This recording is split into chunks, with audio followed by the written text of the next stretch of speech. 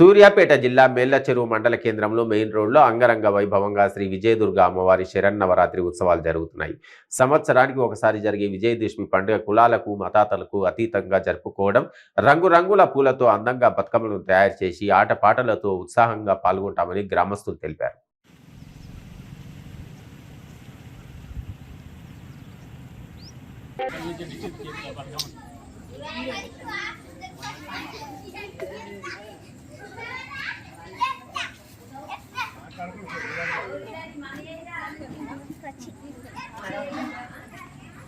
మేళ్లచెరువు గ్రామం.